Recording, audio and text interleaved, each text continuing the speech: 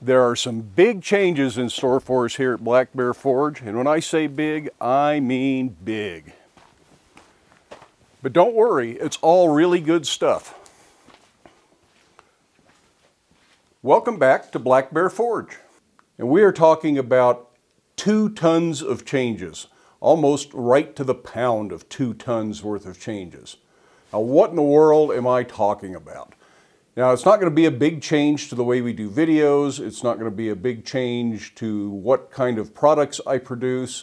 I hope it's going to be a big change in my efficiency in the shop and my ability to get customer orders out faster. And hopefully that means that I can spend a little bit more time concentrating on how-to videos and improve the YouTube channel, although that will be a little bit slower progression as I fill all the customer orders. So what's the change? You're dying to know, I can tell. It was probably 20 years ago when I bought my very first power hammer, which was a 50-pound Little Giant. After I moved to a new shop and had a little bit more space, we added the Bull Hammer, which is a Bull 90, so roughly a 90-pound head weight, air compressor supplied utility hammer is pretty much what this is. After that, we added the 25-pound Little Giant, and found that the 50-pound Little Giant was just sort of in limbo in between these 2 hammers. We rarely used the 50. If it was little, we used the 25. If it was big, we used the Bull Hammer, and we got along pretty well with that. The Bull Hammer's been in the shop now for probably 15 years or so. Now, the Bull Hammer has not been a bad hammer in the shop. It has done pretty much what I needed a hammer to do. It's never had the control that I liked. It's never been quite as efficient as I would like. It seems to need constant adjustment and tweaking to keep it running right. And right now, the cylinder is off of it and the valves are off of it because it simply wouldn't run at all. And those have been sent off to somebody that is going to go through them, hopefully repair them and send them back to me. But it's been almost 3 months. And I understand that people get busy. Small shops have a lot of backlog. That's the way I operate. So I'm not going to pressure him, but I also can't afford to be without a hammer anymore.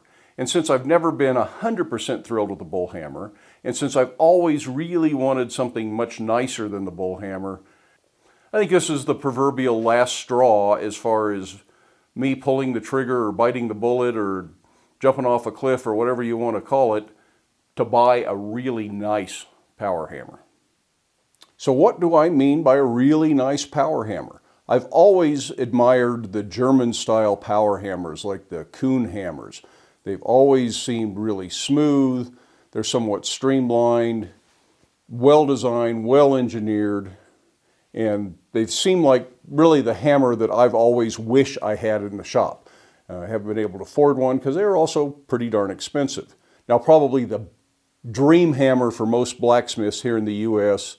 would be a Nazel hammer. Nazels were spectacular hammers. And there are some wonderful British hammers out there that you could buy relatively affordable and have shipped, and it would probably still be in that same price range as a Nazel hammer if that's what you wanted. But the Nazels are really big. They require a massive foundation under them. No way I'm going to shoehorn one into this little shop. I probably wouldn't mind having one.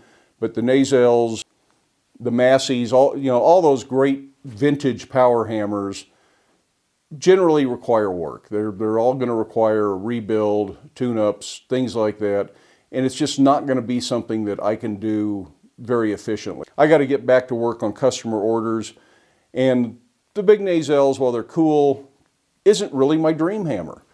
It really is the German-style hammers that I've always thought seemed like just the ideal hammer for my shop. With that in mind, the other day we took a trip south to Santa Fe, New Mexico to visit Iron to Live With Studios, the home of Helmut Hillenkamp, who is the U.S. importer for Say-Mak power hammers. And Say-Mak are a Turkish-made power hammer, but they're based off of those old German hammers. And the Say-Maks are outstanding, self-contained air hammers. They have precise control, they hit hard, the dies are quick to change out and adjust. They have lots of adjustments, they've been well engineered, and the Say-Mak factory has been listening to blacksmiths like Tom Clark and Helmut and Phil Cox, people who really know power hammers and understand how these hammers work, and they have made lots of little adjustments and changes over the years to make these hammers even better than they used to be.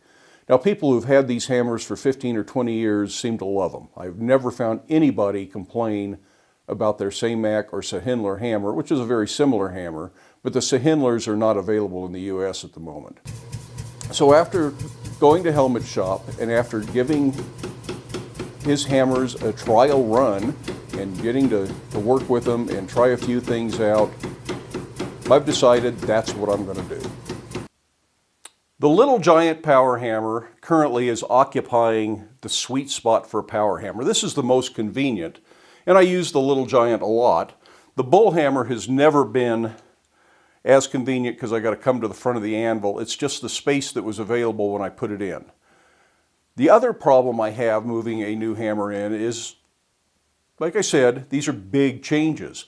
The Say-Mak hammer isn't this small. It is a big machine. It weighs 4,000 pounds and it's a little over 6 feet long. And I have 3 feet here. So I need to make some space. I also wouldn't mind having a little bit more room here than what I have now. Just another 6 inches would be wonderful. So that means this wall has got to go. Now, my big air compressor that ran the Bull hammer used to sit right behind this wall, right behind where the Bull hammer is. And this seemed like a really nice place for it. It had the roof eave, so water and snow didn't get on the compressor. But unfortunately, this wall is the wall that has to be pushed out.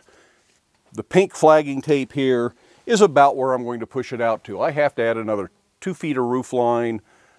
I have to bring the wall out and I have to pour concrete, and I'm going to pour a bigger base for the Say-Mak. It doesn't really require it. They say if it's on about a 6-inch slab, it usually does pretty good. But as long as I'm messing with concrete, I'm going to cut out the existing foundation where the Say-Mak will sit and pour one solid pour all the way back into this new addition, and probably pour it 3 feet deep or maybe even 4 feet deep, and really put that hammer on a solid base so it doesn't rattle the building, and maybe it won't make quite so much noise. So we started off the other day by prying the concrete slab the air compressor is bolted to up off the ground, and drug this around the corner, slab and all, with the compressor still bolted to it. I wasn't sure if I would succeed in that, but I figured if I did, saves me a lot of time breaking up the old slab and pouring a new slab. Worked great. Still need to fiddle around and get the slab level and settled into the sand base I put under it. But this is going to work fine. I'll build an overhang over here. Probably after the hammer gets here, I'll worry about an overhang to protect the air compressor. So it's not moved very far. Be easy to get hooked back up. And now we have room for the little bit of a new addition. About 4 feet by 10 feet is all it's going to be. And just that little bit of extra space, 40 square feet roughly, maybe a little bit more, will give plenty of room for the new Say-Mak hammer, the SPH 60, to go where the Little Giant is, push back about 6 more inches, gives me 6 more inches of space here, which means I might not hit my thigh on the horn of the anvil quite so often. The Bull hammer will go away. I hope to get the parts back and get it fixed, but I'm not expecting them anytime soon. So whenever that happens, I'll put it back together and hopefully find somebody that wants it. It's still going to be a good hammer, especially for a smaller shop or non-full-time professional shop. I will then move the treadle hammer over to where the Bull hammer was, because I don't use it as much for high heat work. It's more likely to be used for things that are cold, or not likely to be used if I'm forge welding or something like that. So it's not bad to travel those few extra steps around the anvil to get to the treadle hammer. The Little Giant will then go where the treadle hammer was. And so I will have both power hammers over here in the better location for power hammers that are close to the forge and the anvil, and this will make this a much more efficient setup. The hydraulic press may stay here, or it may move over there somewhere where it may not be as convenient. But after using this hammer the other day, it has so much power, so much force, that I'm not sure I'll use the hydraulic press as much. I use it for big drawing out projects, and this hammer I think might draw things out faster than the hydraulic press, and it will do it with much more precision and much more control once I develop the skills to use that power hammer. Now right now, a lot of you are saying, well, why didn't you buy this hammer or that hammer or some other hammer, or why didn't you do this, or all sorts of questions. And I'm hoping I will get all of those questions answered sometime in the not too distant future, but I think this video is probably long enough. We will address some of the reasons why I chose the Say-Mak over some of the other hammers. And my reasoning may not be the same reasoning you might use. It's not because I felt like some of the other hammers were bad hammers or bad buys or anything else. It's just my personal choice to buy this hammer, and I will try to explain that a little bit more thoroughly in a future video. So before I sign off for today, I thought I would address just real briefly, should you have a power hammer in your shop? Clearly, I believe that a power hammer is a useful thing in my shop, but don't be in a hurry to add a power hammer to your shop. If you are new to blacksmithing, I think it is way more important to develop hand skills with a hammer at the anvil than it is to learn to do those things under the power hammer. Once you have become proficient with a hand hammer at the anvil, it is easy to transfer those skills to a power hammer or a fly press, hydraulic press, treadle hammer, any of those big tools. But if you start with the big tools and you never develop those hand skills at the anvil, you probably never will. And very quickly, those big tools define your work. It becomes obvious that you don't do any work at the anvil because power hammer work that is designed around a power hammer really starts to have a signature of its own. And if you can't work at an anvil, if your shoulders are really in bad shape, you can't swing a hammer, but you can hold something under a power hammer, well, you know, that's okay. That's the world you have to live in. That's what you have to deal with. But if you can learn the hand skills, if you can work at the anvil and swing a hammer, I strongly encourage you to get proficient at those skills before you add tooling that might dilute those skills. Once you've learned those skills, it's easy to transfer them to a big tool. It's easy to see how to create the same things, and then you develop new skills and you enhance your skills. And more importantly, you enhance your efficiency. Without the bull hammer, most of my work is now taking 3 or 4 times as long to make. I can still make everything that I made before, and I can do all of that between the Little Giant and the anvil with a hammer and swinging a 4-pound hand hammer, but it wears me out a lot faster. My shoulders and my elbows are starting to feel the stress of doing that. And with the bull hammer, it was 3 or 4 times faster. And I think with this new Say-Mak hammer, it's a 60 kilogram hammer, so it's bigger than the bull hammer ram weight, and it has way more finesse and control than the bull hammer did.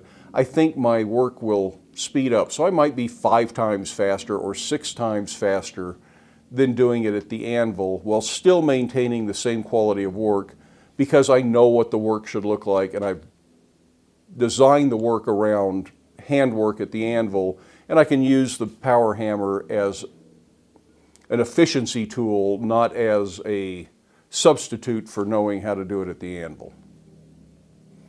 I hope all that makes sense. I hope you enjoyed it. I hope you're looking forward to seeing this new piece of equipment in operation. Now, I know that buying a big piece of equipment like this is a massive expense that most people can't afford. And it was really put in perspective the other day when somebody on Instagram commented, when you retire, you can use this as a mooring anchor for your boat. And that comment was meant to be humorous. That's all in fun, all in jest. But it made me think. Technically speaking, I am retired. And in my retirement, I didn't want to buy a boat. I didn't want to buy a motorcycle. I didn't want to buy a big pickup truck. I didn't want to buy a motorhome. Those are all things that a lot of people spend really big money for when they retire. Way more than what I'm spending on a power hammer. So for me to buy a power hammer that actually makes me money as part of my retirement dreams and my retirement goals is really no different than buying the boat or the motorcycle or the big truck or the sports car or whatever so many people dream of when they retire. So at that point, it doesn't seem like that big of an expense anymore. It's just sort of the retirement dream to have a really nice blacksmith shop. And that really put it in perspective, and I don't feel like I'm spending as much money all of a sudden, especially since this will help me make money. And 20 years from now, this hammer should still be a good, hardworking machine, and it may be worth almost as much used in 20 years as what I'm paying for it today. If you want to know what one of these hammers costs and how to get a hold of Helmet to look at a hammer, I'll put a link down there into the description to the Say-Mak USA website, and you can figure all that out for yourself. Anyways, I hope you enjoyed the video. I hope you got something out of that. I hope you're looking forward to seeing this hammer in action as much as I am. Give it a thumbs up. Love it if you hit that subscribe button.